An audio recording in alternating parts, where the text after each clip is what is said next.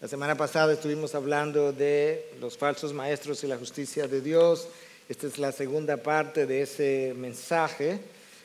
Es un capítulo largo, pero que tiene una misma conexión, y es la preocupación de Pedro precisamente por los falsos maestros que estaban infiltrados dentro de la iglesia, y es una epístola que guarda una estrecha relación, como hemos dicho ya, con la próxima, la epístola de Judas, que también tiene que ver con esta temática.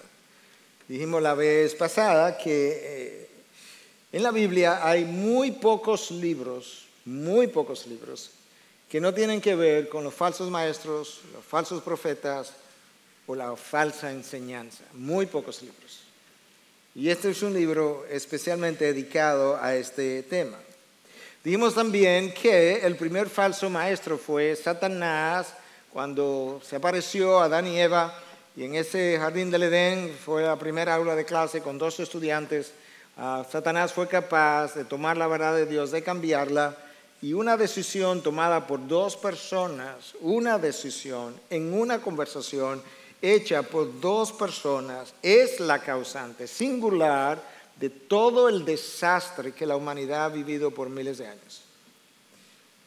Tú conoces esa historia, pero yo no quiero que tú la conozcas tan familiarmente como que tú no la vuelvas a rumiar. Una decisión de 2 personas en una sola conversación es la causante singular de todo lo que nosotros estamos viviendo. De manera que las ideas y las decisiones tienen consecuencias. El Señor Jesucristo estaba muy apercibido del daño que hacen los falsos maestros y las falsas enseñanzas. Y es por eso que en su sermón más famoso, conocido como el Sermón del Monte, Él toma la oportunidad, Él aprovecha la oportunidad para justo antes de cerrar el sermón, hablar de estos falsos profetas o maestros. Escucha lo que Él dice, porque el texto de Jesucristo en el Sermón del Monte nos sirve de introducción, pero también nos sirve de enseñanza. Mateo 7, del 15 al 20. Cuidaos de los falsos profetas que vienen a vosotros con vestidos de ovejas, pero por dentro son lobos rapaces. Problema número 1. Lucen como nosotros, lucen como hermanos buenos, con buenas intenciones, lucen como ovejas. El problema no es su apariencia, es su interior. Su interior son lobos rapaces. Menciono subrayo esa frase de lobos rapaces porque en ocasiones yo he hecho ciertas afirmaciones de aquí, algunos se la encuentran muy radicales. Pero cuando yo veo cómo Cristo se refirió a los falsos maestros, o Pablo lo hizo, o Juan el Bautista, yo encuentro que yo soy demasiado permisivo a veces. Por sus frutos los conoceréis. ¿Acaso se recogen uvas de los espinos o higos de los abrojos? Así todo árbol bueno da frutos buenos, pero el árbol malo da frutos malos. Un árbol bueno no puede producir frutos malos, ni un árbol malo producir frutos buenos. Todo árbol que no da buen fruto es cortado y echado al fuego. Hay una advertencia enorme. Un árbol malo, con malos frutos, tiene un solo destino, el fuego.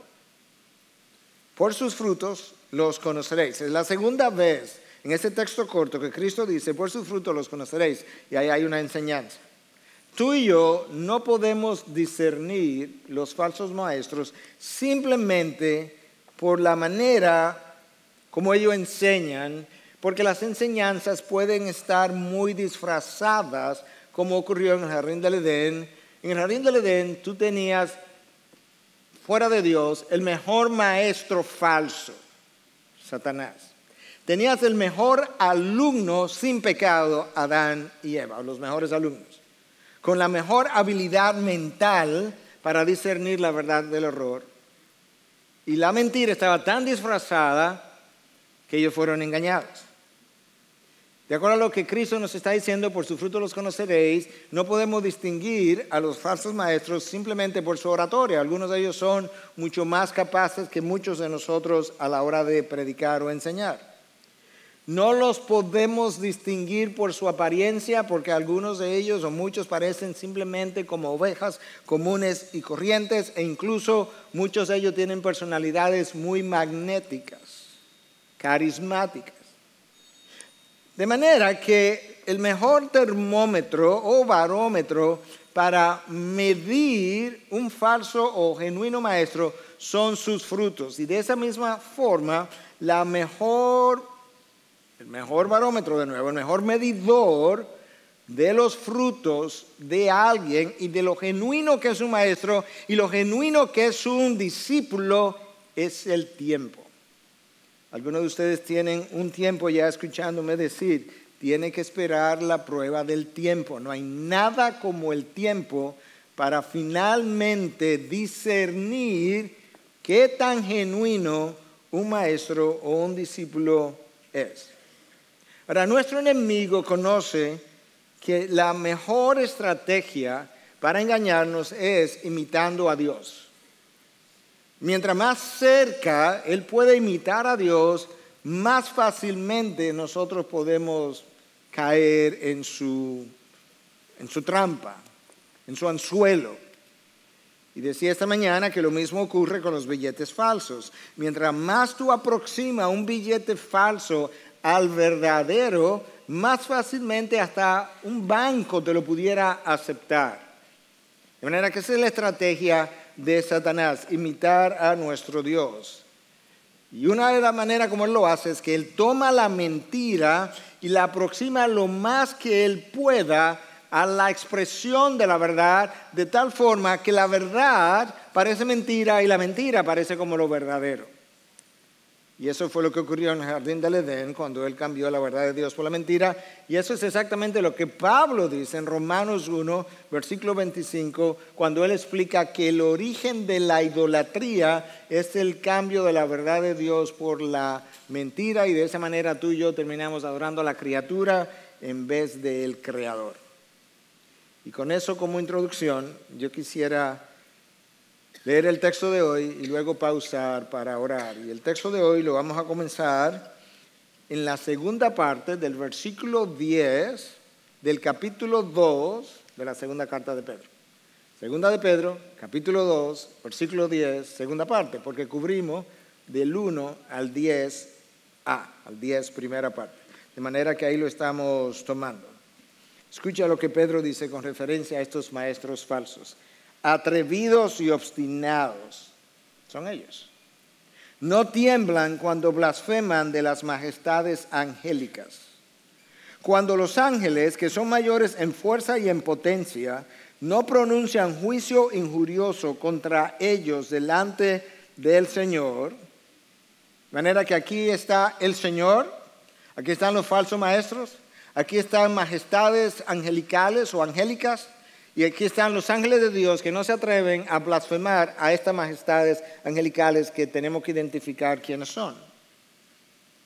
Pero estos, los falsos maestros, como animales irracionales, nacidos como criatura de instinto para ser capturados y destruidos, blasfemando de lo que ignoran, serán también destruidos con la destrucción de esas criaturas, sufriendo el mal como pago de su iniquidad.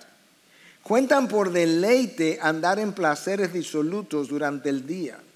Son manchas e inmundicias, deleitándose en sus engaños mientras banquetean con vosotros.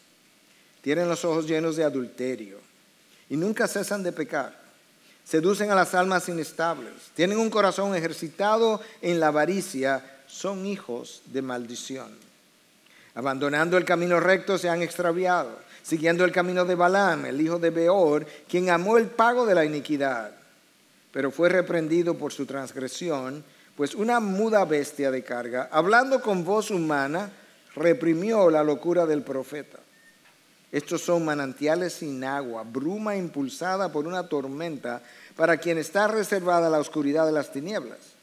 pues hablando con arrogancia y vanidad, seducen mediante deseos carnales por sensualidad a los que hace poco escaparon de lo que viven en el error. Le prometen libertad, mientras que ellos mismos son esclavos de la corrupción. Pues uno es esclavo de aquello que le ha vencido. Porque si después de haber escapado, escucha, de las contaminaciones del mundo, por el conocimiento de nuestro Señor y Salvador Jesucristo, de nuevo son enredados en ellas y vencidos, su condición postrera viene a ser peor que la primera. Pues hubiese sido mejor, esto es serio, para ellos no haber conocido el camino de la justicia, que habiéndolo conocido, apartarse del santo mandamiento que les fue dado. Les ha sucedido a ellos, según el proverbio verdadero, el perro vuelve a su propio vómito y la puerca lavada vuelve a revolcarse en el cieno o en el lodo. Si tú lees este texto con detenimiento, lo logras rumiar y entenderlo, el resultado debiera ser que tus pelos se ericen. Porque aquí hay un llamado que, aunque parece ser como exclusivo para falsos maestros, tiene que ver todo contigo y conmigo. Recuerda que en el mensaje anterior dijimos que Satanás, en su intento de imitar a Dios, tiene un falso evangelio, como lo vemos en la carta a la iglesia de los Gálatas, que él tiene falsos maestros, que Pablo llama en la segunda carta a los Corintios sus ministros, los ministros de Satanás. Él tiene falsos discípulos, que Pablo llama hermanos falsos, también en la segunda carta a los Corintios. Y eventualmente él tiene un falso Cristo o más de uno. De hecho, quien nos habló de falsos cristos fue el mismo Jesucristo. En el capítulo 24 y 25, o los capítulos 24 y 25 del Evangelio de Mateo, hablando de los últimos tiempos, Cristo hace esta advertencia. Porque se levantarán falsos cristos, en plural, y falsos profetas, y mostrarán grandes señales y prodigios, de manera que tampoco podemos discernir los falsos maestros o diferenciarlos de los verdaderos por las grandes señales y prodigios, porque ellos son capaces de hacerlo. Para así engañar, de ser posible, aún en los escogidos. Si tú eres un elegido de Dios, verdaderamente nacido de nuevo, que va para el cielo, yo quiero decirte que si Cristo no hiciera algo de forma intencional para evitar tu engaño, cuando los falsos cristos aparezcan y hagan señales y prodigios, tú y yo pudiéramos ser fácilmente engañados. Eso nos da una idea de la seriedad de esto. Padre, una vez más, pausamos y te decimos que tú abras el entendimiento de aquellos que escuchan, que tú abras mi entendimiento para poder exponer lo que tu Espíritu inspiró, que tú puedas aplicar de manera personal las verdades aquí contenidas, que tú nos puedas ayudar a ver la realidad del corazón humano, que tú nos permita ver exactamente dónde está cada uno de nosotros, y que al final del mensaje tu voz haya sido oída de tal manera que arrepentimiento pueda ser el resultado del llamado de tu Espíritu a personas individuales. No importa si están aquí ahora o están escuchando el mensaje en este momento o lo escucharán después, yo te pido que tenga misericordia de aquellos que escuchan y de aquel que expone. En tu nombre, Jesús. Amén. Lo primero que Pedro hace es hablarnos de la arrogancia de los falsos maestros. Y luego que él me ayuda a entender cómo se manifiesta esa arrogancia, entonces él nos habla del estilo de vida que resulta del egocentrismo y la soberbia de dichos maestros. A la hora de tú pensar en maestros falsos, tú necesitas tener pendiente varias cosas. Número uno, tienes que prestar atención a lo que ellos dicen acerca de doctrinas cardinales de nuestra fe. Porque en el mensaje anterior vimos como Pedro dice que estos falsos maestros, a lo que él está aludiendo, llegaron a un momento donde negaron al mismo Cristo que los había comprado. Y dimos la explicación en el mensaje anterior acerca de eso. Número 2, tú tienes que observar sus estilos de vida. Y número 3, tú tienes que observar sus estilos de vida o el manejo que ellos hacen de 3 cosas: el dinero, el sexo y el poder, como lo vamos a ver en el texto de hoy. Es crucial en el discernimiento de los falsos maestros que tú puedas saber y distinguir, conocer a fondo cómo manejan el dinero, el sexo y el poder. Pero yo quiero que hablemos primero de la arrogancia de estos falsos maestros, porque eso es lo primero que Pedro hace al describir el carácter de estos individuos. Porque la arrogancia de estos falsos maestros, a lo que Pedro se refiere, ha llegado a un grado tal que ellos se han atrevido a blasfemar, a maldecir estas majestades angelicales. Déjame leértelo de nuevo para luego tratar de explicarte a qué grupo de seres sobrenaturales se está refiriendo Pedro. Atrevidos y obstinados les llama Pedro. No tiemblan cuando blasfeman de las majestades angélicas. Cuando los ángeles, que son mayores en fuerza y en potencia, no pronuncian juicio injurioso contra ellos delante del Señor. Aquí hay 4 grupos, aunque quizás uno de ellos no sea un grupo, pero aquí están los falsos maestros, esto es un grupo. Están los ángeles de Dios que no se atreven a blasfemar contra las majestades angélicas, eso es otro grupo, ya van 3. Y luego está el Señor, como un solo individuo. Entonces, ¿quiénes son ellos? Bueno, algunos han pensado que estas majestades angélicas son los ángeles de Dios, pero no puede ser, porque el texto nos está diciendo que los ángeles de Dios no se atreven a blasfemar contra majestades angélicas, de manera que esos son 2 grupos separados. La posición de un grupo de académicos, y esa es la posición de los académicos que contribuyeron a la Biblia reformada que editó R.C. Sproul, es la posición de los académicos que trabajaron en lo que es la Biblia de la herencia reformada, es la posición de un John MacArthur, es la posición de múltiples otros académicos, incluyendo The Life Application Bible y muchos otros. Es el entendimiento que yo también tengo, que estas majestades angélicas son ángeles caídos que son mayor en potencia que los falsos maestros, pero que ellos no tienen el respeto que debieran tener, no por el honor que ellos todavía merecen, sino por el alto grado de poder que todavía ellos tienen, y los tratan como si fueran sus iguales. Y la razón, hay más de una razón para pensar en eso, pero esta es una primera razón. Cuando tú te mueves a la carta de Judas, en el versículo 9, si mi memoria no me falla, Judas habla de que el arcángel Miguel, es un ángel de Dios, con rango de arcángel, cuando se enfrentó a Satanás, eso es un ángel caído, él no se atrevió a pronunciar juicio contra él. El arcángel de Dios no se atrevió a pronunciar juicio contra este arcángel caído, sino que prefirió decir que sea el Señor que te reprenda. En otras palabras, le confirió a Dios la posición de la reprensión. Y siguiendo con esa línea de pensamiento, entonces, lo que Pedro parece estar diciendo es que estas majestades angélicas también han caído.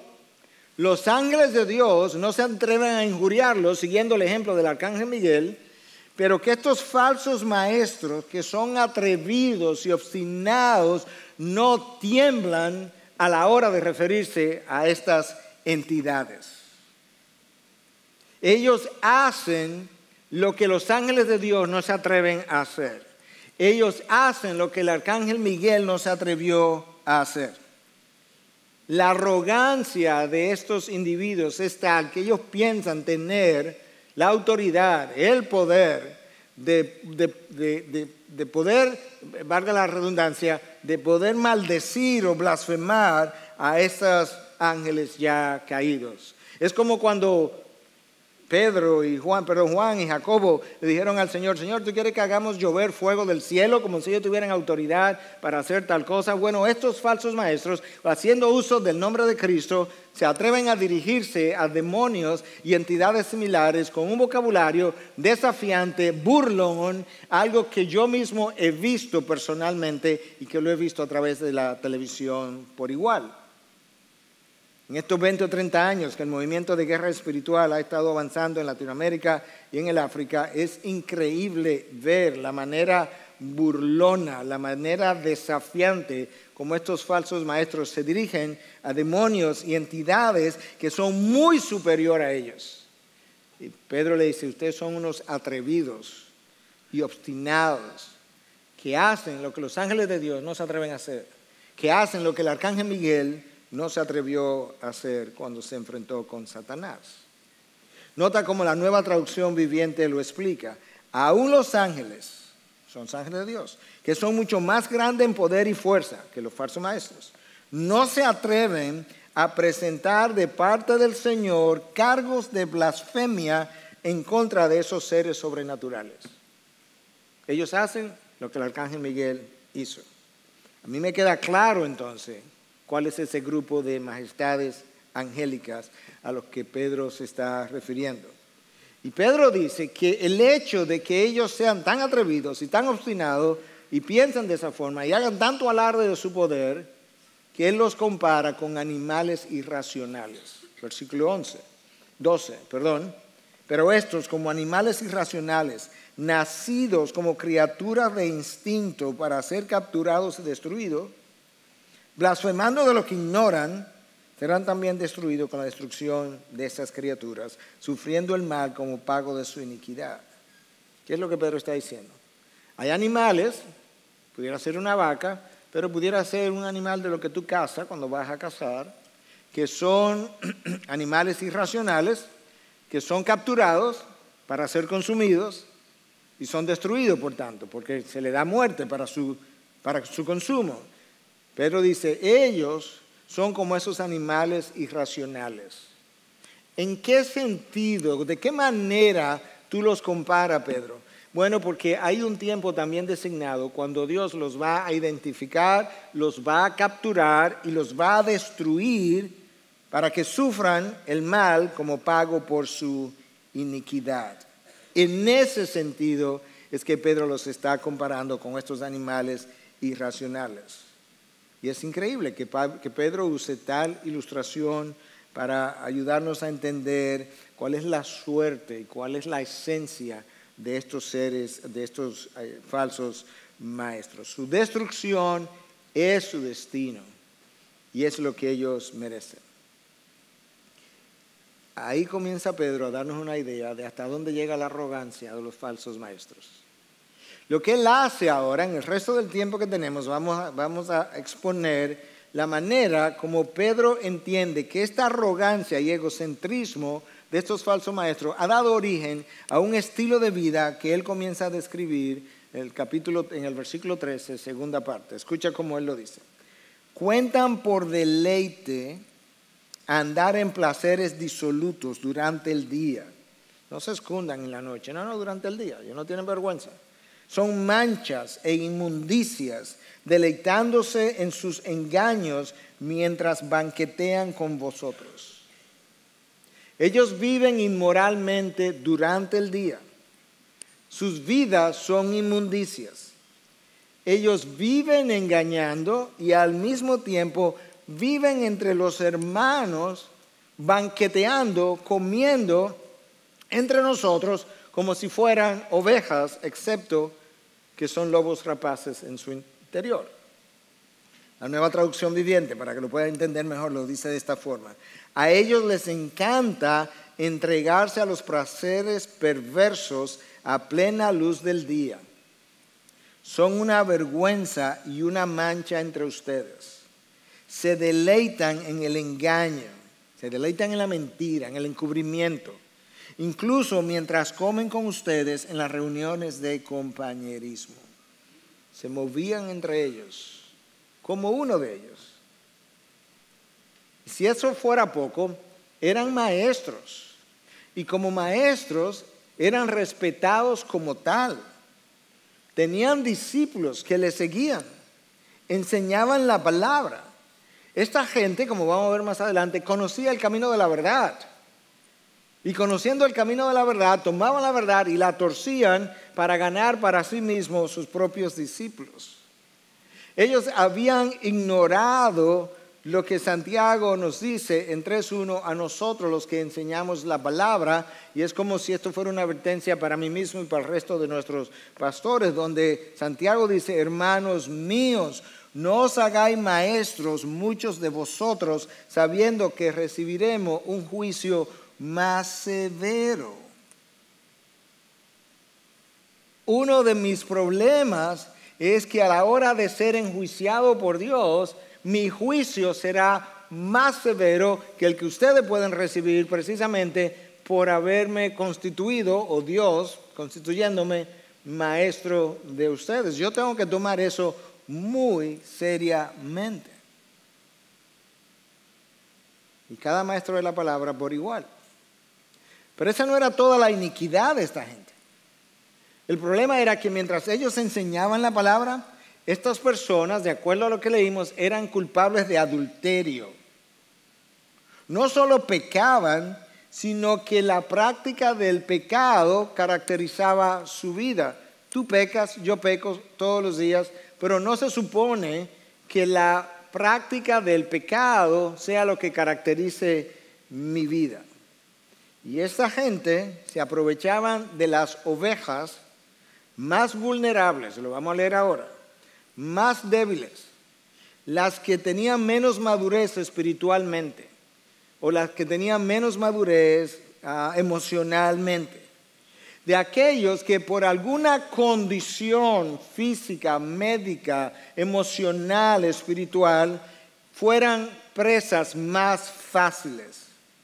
Y aprovechándose de esa condición de vulnerabilidad, las seducían. Escucha lo que dice el versículo 14. Tienen ojos llenos de adulterio, nunca cesan de pecar y seducen, escucha a quiénes, a las almas inestables, inmaduras, vulnerables, quizás más jóvenes cronológicamente, quizás más jóvenes en la fe. La Nueva Traducción Viviente dice: cometen adulterio con solo mirar y nunca sacian su deseo por el pecado. Incitan a los inestables a pecar.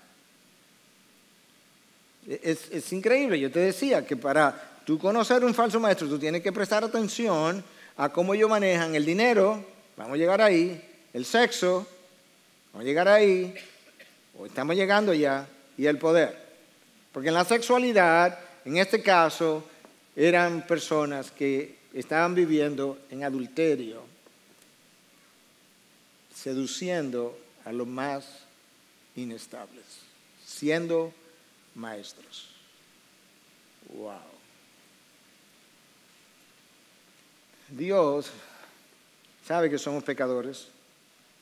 Todo pecado es serio delante de Dios, pero hay pecados.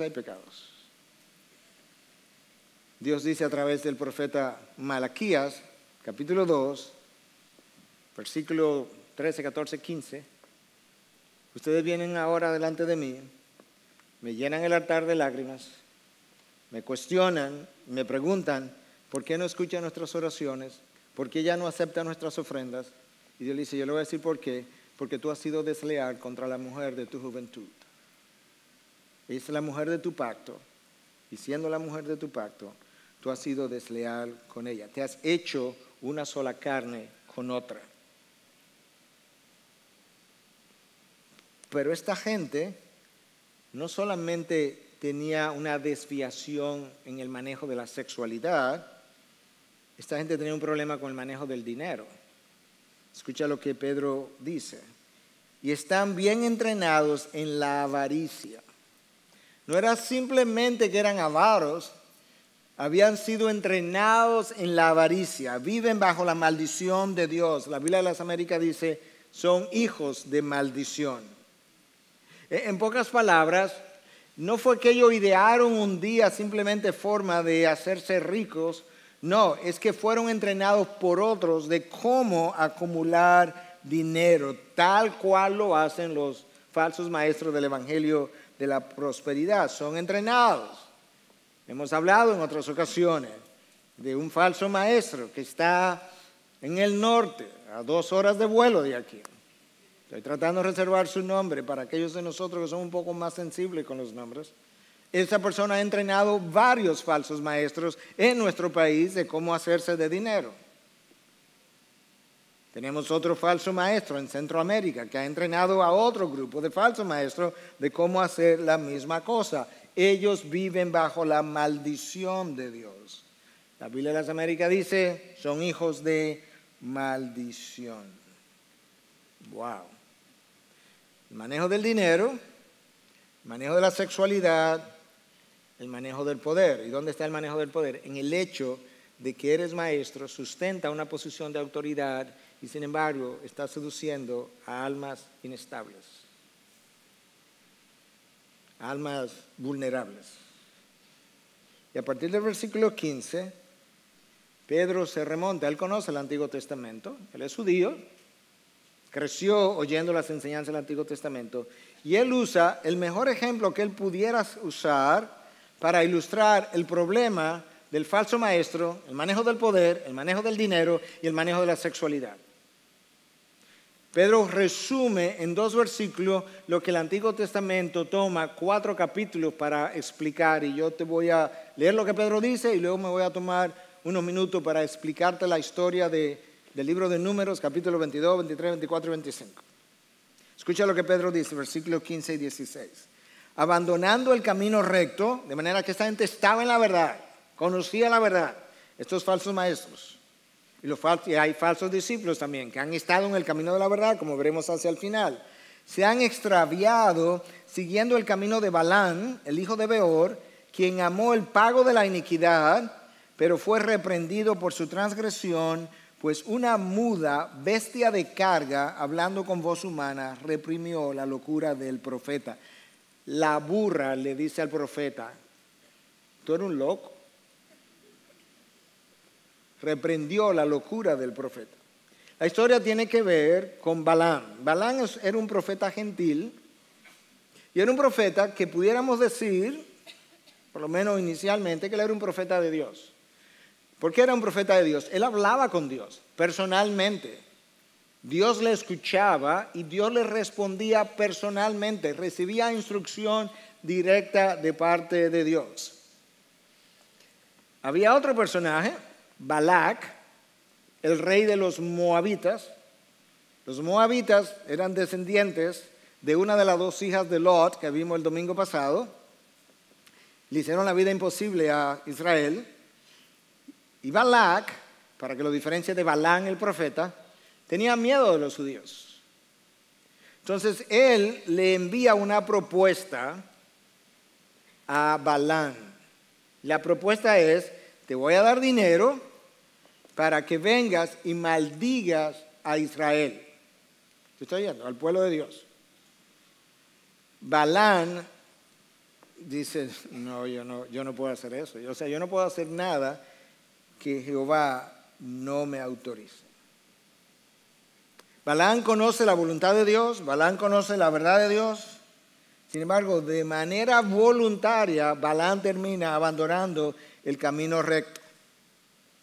¿Qué es lo que Balac hace? Balac conoce lo que nosotros hoy conocemos con un refrán que dice que por la plata baila el mono. Y Balac sabe también que al hombre le gusta el poder y la distinción, la fama. Entonces Balac envía una segunda oferta a Balán de más dinero y le envía más príncipes que vayan a presentar la oferta. ¿Ok? Recuerda que estamos hablando de que los falsos maestros tienen problemas en el manejo del dinero, el sexo y el poder. Ahora vienen estos príncipes que son representantes de poder, de honor, y le hacen una oferta mayor. Tú puedes creer que el profeta Balaam le dice a los que llegaron, déjame orar y hablar con Dios y preguntarle a ver si Él me lo permite. Tú puedes creer que en buen dominicano el barbarazo de Balaam va a orar para ver si Dios le da permiso por una suma mayor de dinero de ir y maldecir a su pueblo. O sea, que Dios le autorice el soborno. ¿Tú estás oyendo? ¿Tú estás oyendo por qué la burra tuvo que reprender la locura del profeta? Él va a ir a hablar con Dios. Y Dios, que está probando al profeta y nos prueba a nosotros, le dice, ajá, Balaam, o sea, tú piensas que eso es una pregunta, ¿en serio? Pues mira, si tú quieres ir con los príncipes, ve. Lo único que no puede maldecir a Israel. Y Balaam se va. Camino a encontrarse con Balac, la burra va caminando y se detiene de repente. Porque se le apareció medio a medio el ángel del Señor. Cada vez que tú lees la frase el ángel del Señor, no voy a entrar ahí porque no tengo tiempo, es una referencia con toda probabilidad a Cristo preencarnado. Mira, aquí está Cristo preencarnado tratando de parar a Balaam de que no vaya a hacer la locura. Y Balaam no está viendo el ángel que la burra sí ve. Mira lo mal que está el profeta. Y la burra entonces se echa para un lado. Balaam la golpea. Pero el ángel del Señor vuelve y se mueve para un lado y no puede pasar. La burra vuelve y se mueve y eso ocurre 3 veces y Balaam la golpea 3 veces. Incómodo. La burra finalmente se voltea y le dice, ¿por qué me golpea 3 veces? Yo no soy la burra sobre la cual tú estás cabalgando. Yo te he tratado así alguna vez. Y Balaam se pone de dime y te diré con la burra. Lee la historia, no estoy relajando. Se pone a discutir con la burra. Hasta que finalmente el ángel del Señor se dirige a Balaam y le dice, si ella no se hubiese parado, yo te hubiese matado. Dale gracias a tu burra. Eso es lo que hace el dinero y el pecado en general. Y de los pecados que tú lees en la Biblia, el dinero y la lujuria hacen que el hombre pierda la cabeza o la mujer. Escucha más o menos cómo que esto se da. El salmista, no estamos hablando de gente pagana, estamos hablando de uno de los autores de los salmos. Salmo 73, versículo 21 dice, entonces me di cuenta de que mi corazón se llenó de amargura. Estaba en pecado el hombre. Y yo estaba destrozado por dentro. Fui tan necio e ignorante que debo haberte parecido un animal sin entendimiento. Como dirían en inglés, you got that right. En otras palabras, la amargura y el pecado se apoderó de mí, que me hizo sentir destrozado, y yo parecía no un ser humano, yo parecía un animal sin entendimiento, un Balaam cualquiera. Balaam llega donde Balac y le dice a Balac, mira, yo no puedo maldecir a Israel porque Dios no me deja. O sea, él está todavía negociando, déjame ver cómo que yo me voy a ganar este dinero. Dice, pero yo te puedo decir cómo destruir a Israel. Mira, hazte amigo de Israel y entonces las mujeres moabitas van a tener relaciones con los hombres judíos, los israelitas, que estaba prohibido por parte de Dios, y lo van a seducir. De manera que los israelitas, los hombres, terminan participando en orgías con las mujeres moabitas y participando de sacrificios a los ídolos. La ira de Dios se incendia contra su propia gente, contra su propio pueblo, para que podamos entender que la ira de Dios puede caer sobre su propio pueblo en ciertas ocasiones. Y Dios le dice a Moisés, hoy va a pasar algo aquí. Oye, lo que quiero que hagas. Tú vas a matar a todo el mundo que ha participado en estas orgías, manejo del sexo, dinero y poder.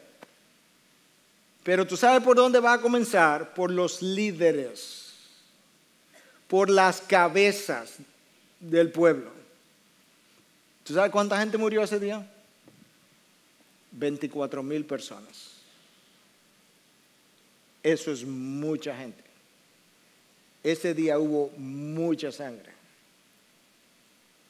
Había un israelita acostado con una mujer moabita en una tienda y entró uno de los siervos de Moisés con una lanza y le traspasó la cabeza a los dos. Eso hace el pecado, te hace perder la noción, la racionalidad, el entendimiento. Y cuando lo pierdes, luego niegas que está haciendo lo que está haciendo. Para darte una ilustración de cómo funciona esto del dinero y cómo lo engañoso que es el corazón no solamente es engañoso, es que a él le encanta que le engañen. Se cuenta la historia, esto es algo que yo he contado en otras ocasiones, algunos de ustedes ya lo recordarán, pero el texto es perfecto para usar la historia, de que un hombre hace un trato con una mujer de que le iba a dar $1 millón para que pasara una noche con él y entonces ella estuvo de acuerdo.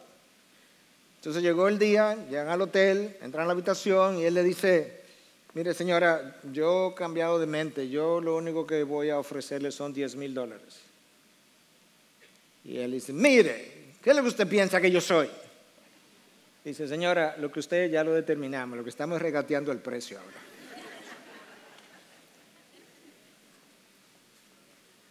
¿Tú sabes qué? Yo creo que quizás algunos de ustedes no harían cosas por un precio, pero sí la harían por otro precio. Quizás algunos de ustedes están dispuestos a pagar impuestos siempre y cuando no sea muy alto el pago del impuesto, pero estaría dispuesto a quedarse con dinero ajeno si el impuesto que tiene que pagar es más alto de lo que debiera ser. Ese es el corazón del hombre. Quizás por una suma de dinero digo que no, por la otra comienzo a pensarlo y por la otra comienzo a justificarlo y buscar la forma de hacerlo y de sentirme bien. Y ese día en Israel cayeron 24,000 personas porque Balán estuvo dispuesto a negociar la verdad que él conocía. Balán reconoció su pecado en Números 22:34, pero Dios no lo perdonó. Y cayó a espada cuando Israel derrotó a los medianitas, que tú puedes leer en Números 31:8. Bueno, esa historia es usada para describir el corazón y la actitud de los falsos maestros a lo que Pedro se estaba refiriendo. Hombres avaros, inmorales, que amaban más el dinero que a su Dios. Y de nuevo, quizás están pensando, bueno, es que estos están hablando de falsos maestros. Yo ni siquiera maestro soy, de manera que esto no tiene que ver conmigo. Güey, no vaya tan rápido. Yo te estoy hablando delante de Dios y de parte de Dios. De parte de Dios porque estoy hablando basado en la Biblia. Algunos de ustedes tienen una atracción por el dinero que es no solamente fuera de lo usual, es fuera del pensamiento de Dios. El deseo por hacer dinero los tiene atrapados de manera que calculan todo el tiempo cómo hacer un peso más y cómo gastar un peso menos. Y a veces en cómo gastar un peso menos exprimen al que está abajo, teniendo él más necesidad que tú del dinero que le está exprimiendo. Calculamos lo más mínimo de una propina que vamos a dar cuando no hemos gastado miles de pesos comiéndonos la comida. Y sabiendo que el mozo la va a necesitar más que tú, o quizá alguien que trabaja con nosotros. Eso es una atracción por el dinero equivalente a la avaricia. y violamos nuestras conciencias. Quizás muchos dirían, no, pero yo no participaría en una orgía, pero participas en pornografía. Y participas en pornografía viendo múltiples personas en una misma noche, que sería como el equivalente a una cierta orgía digital. Y está atrapado ahí. Está atrapado en la sexualidad humana, caída. O quizás está en una relación adúltera y te ha hecho una sola carne con alguien y está atrapado ahí. Y no quieres salir. Tú quieres salir, pero no quieres salir. Es como estas trampas que en el África se inventaron para los monos, donde hacían un hoyo en la tierra, lo llenaban de maní. Entonces, el mono metía la pata para sacar el maní, pero cuando la pata quedaba de tal manera, de tal forma, que con el maní no podía salir. Y se quedaba ahí tratando de sacar su pata, pero sin dejar el maní. Y ahí venían fácilmente y lo capturaban y luego lo mataban para su consumo. Lo único que el mono tenía que hacer para quedar libre era soltar el maní. Y la pata hubiese podido salir. De esa misma manera, a veces nosotros tenemos un pecado que es como el maní, y nosotros quisiéramos salir del problema, pero no sin el maní.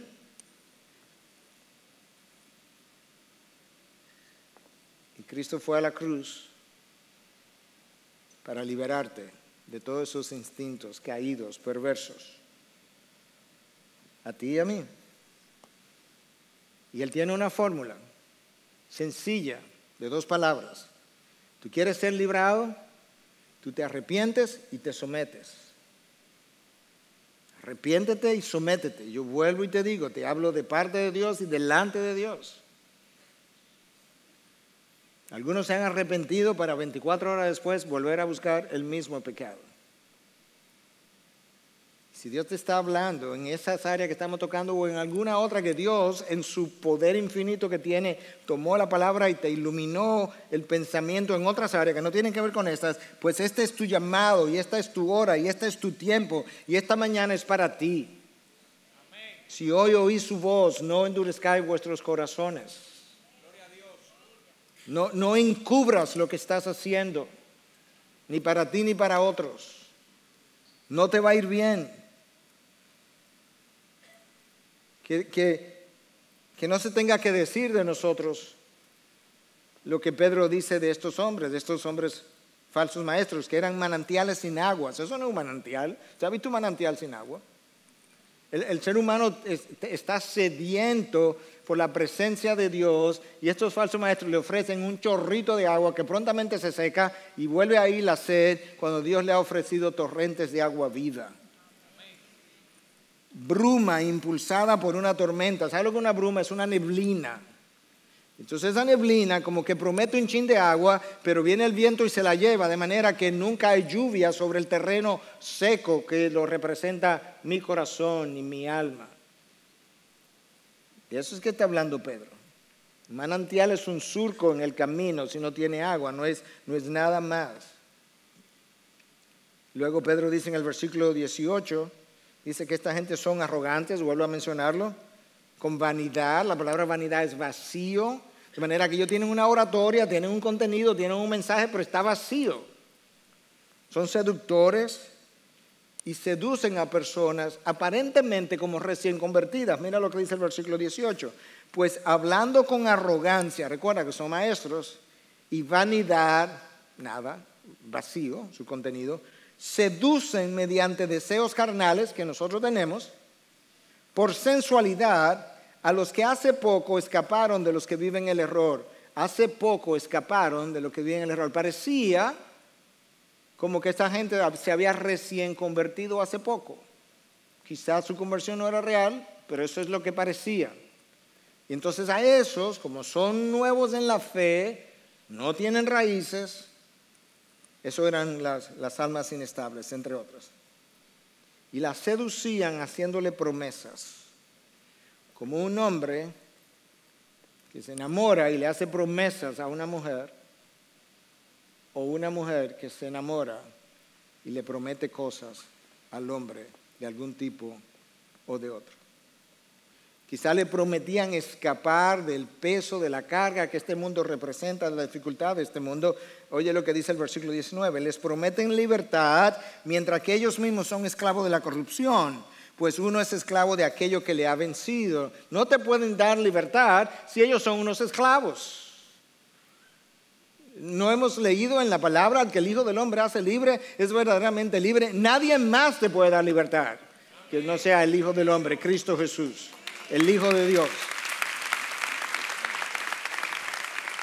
Y escucha, porque esto se aplica a todos nosotros. Uno es esclavo de aquello que le ha vencido.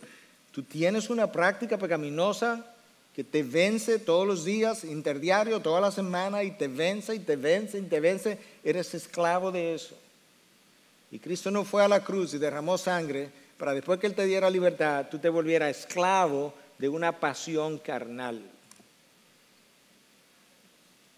Dirían en inglés, no way, no how. No hay manera. Piensa en algún hábito del cual no ha podido salir, que es pecaminoso. Eso que te domina, eso es tu amo y tú eres su esclavo. Si tú identificas algo así, hoy es el día de arrepentimiento. Si es por primera vez, gloria a Dios, naciste de nuevo. Si es por segunda, tercera, cuarta vez, bueno, es día de renovación. Hermanos, no juegues con el pecado. Y mucho menos si ya tú has venido a Cristo. Escucha lo que dice el autor de Hebreos en 3:13. Antes, exhortaos los unos a los otros cada día. Por eso que no necesitamos. Cuando tu hermano te dice necesitamos hablar, no lo rechaces, dale la bienvenida y decirle, ven hermano, háblame. El viernes, ¿qué día es hoy? Domingo. El viernes pasado en el devocional de la oficina yo decía, nosotros tenemos que hablarnos verdades a nosotros mismos. Cuando el corazón quiere ir en una dirección, si tú no te lo puedes hablar, búscate a alguien, dile, hermano, yo necesito que me hable verdad. Yo he tenido personas que me han dicho, pastor, yo estoy aquí porque yo necesito que me hablen verdad hoy. Exhortaos los unos a los otros cada día, mientras todavía se dice hoy, no sea que alguno de vosotros sea endurecido por el engaño del pecado. El pecado engaña. Pablo dice claramente que el pecado lo engañó y lo mató. ¿Cómo lo engañó y cómo lo mató? Me engañó porque me hizo creer, antes de venir a los pies de Cristo, me hizo creer que yo era un hombre justo, salvo. ¿Y cómo me mató? Porque me prometió, bajo el cumplimiento de la ley, que me podía dar, yo cumpliendo la ley, podía tener vida eterna, y yo era el que estaba muerto. El pecado engaña. El pecado nubla el entendimiento. Te hace creer cosas que de otra forma tú nunca creerías. Te hace creer cosas hoy que si yo te la hubiese dicho hace un año, tú me hubiese dicho, tú mismo me hubiese dicho, tú estás loco. Eso es contrario a la voluntad de Dios, pero hoy no lo ves así. Te hace soñar con lo imposible. El pecado nos hace torpe. Controla tu vida. Controla tu mente, no puede descansar, tiene noches de desvelo. Controla tu corazón y como controla tu corazón, controla tus sentimientos y tus emociones. No tienes libertad. Yo sé que algunos de ustedes han leído, han oído mis 10 leyes del pecado, están ahí por el internet. Anoche para buscarla en mis documentos no las encontré, como que no están en mi computadora, gracias a Dios que están en el internet. Y entré al internet. Y yo quisiera, de manera resumida, recordártelas. Primera ley, el pecado te va a llevar más allá de donde tú pensabas llegar. Es solamente hasta aquí, pero te va a llevar más allá. Segundo, el pecado te alejará por más tiempo de lo que habías pensado. No, yo no. Es solamente este domingo que no voy a estar en la iglesia. No, este tampoco. Bueno, en realidad lo que tengo son 2 domingos, pero yo tengo todos los años yendo. Pero ya van 8, ya van 6, ya van 13. Un año. Tercera ley, el pecado te va a costar más de lo que tú querías pagar. A David le costó más de lo que él quería pagar. El viernes, el pastor Joel era que estaba haciendo el devocional y leía el Salmo de David que decía, ¿cuánto se han multiplicado mis enemigos? Se piensa que eso él lo dijo cuando Absalón, su hijo, estaba detrás de él. Yo hacía el comentario, lo penoso, lo doloroso es que es cierto que los enemigos de David se habían aumentado, pero el causante era David. Porque la ocasión fue cuando su hijo le perseguía con sus soldados. Pero cuando él cometió el pecado de adulterio con Betsabé y mandó a matar a Urías, cuando Natán lo confronta, le dice que los de su casa serían sus propios enemigos y que la espada de parte de la gente de su casa, ese Absalón, nunca se apartaría de él. Y que Absalón haría en público lo que él hizo en privado. De manera que es un salmo increíble, porque él clama a Dios y cree en Dios y cree que Dios es su escudo, y ciertamente así era, pero él era el culpable de que los enemigos se habían multiplicado. Cuarta ley, pecas a tu manera, pero tienes que regresar a la manera de Dios, cuando Dios te dé la oportunidad de regresar. Quinta ley, el pecado engendra pecado. El pecado requiere otro pecado de mentira para cubrir el primer pecado que has cometido. Número 6, el pecado te lleva a justificar lo que has hecho, con lo cual comete otro pecado que es el pecado de la autojustificación. Número 7, el pecado es efímero, es temporal, es pasajero, pero las consecuencias son muy duraderas, muy duraderas. David es el mejor ejemplo. Número 8, hermano, no hay pecado oculto, escucha. No hay pecado oculto que Dios no vaya a revelar. Es cuestión de tiempo. Presta atención. Número 9, mi pecado comienza cuando yo quiera, pero las consecuencias llegan cuando Dios quiera. En el caso de Israel, el primer destierro llegó cientos de años después, pero le llegó. Y el de Babilonia le llegó 150 años después del primero, pero le llegó. Y 10ª ley, nadie se burla de Dios. Todas las noches, todos los días, los ojos de Dios, los oídos de Dios recorren toda la tierra y escudriñan todos los corazones y todas las conversaciones, las personales y las digitales. Escudriñan los pensamientos, ni siquiera tengo que hablarlo y Él me está escudriñando. Escucha la advertencia de Pedro, porque si después de haber escapado de las contaminaciones del mundo, después que Dios te sacó de ahí, por el conocimiento de nuestro Señor y Salvador Jesucristo, de nuevo son enredados en ellas y vencidos, su condición postrera viene a ser peor que la primera. Pues hubiese sido mejor, esto es difícil de tragar, pues hubiese sido mejor para ellos no haber conocido el camino de la justicia que habiéndolo conocido, apartarse del santo mandamiento que les fue dado. Conocer la verdad para luego vivir en la violación de la verdad nos pone en una situación peor que la anterior. En este caso, la ignorancia del mandamiento es mejor que el conocimiento del mismo. Escucha cómo Cristo lo explicó en Lucas 12, 47 y 48. Y aquel siervo que sabía la voluntad de su Señor y que no se preparó ni obró conforme a su voluntad, recibirá muchos azotes. ¿Y por qué que le van a dar muchos azotes? Porque él conocía la voluntad de su Señor. Pero el que no la sabía, estaba en ignorancia, e hizo cosas que merecían castigo, será azotado poco. No es que le van a pasar por alto su pecado. Dios no deja impune al culpable. Pero será azotado, pero poco. A todo aquel que se le haya dado mucho, mucho se demandará de él.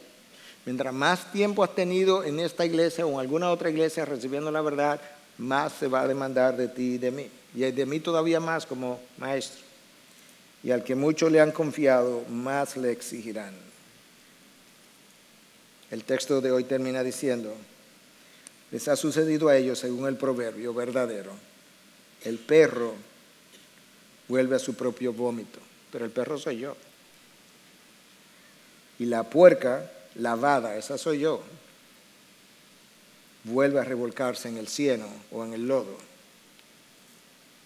Ese es el Hijo de Dios que ya lo limpiaron, lo lavaron con la sangre de Cristo y vuelve al lodo.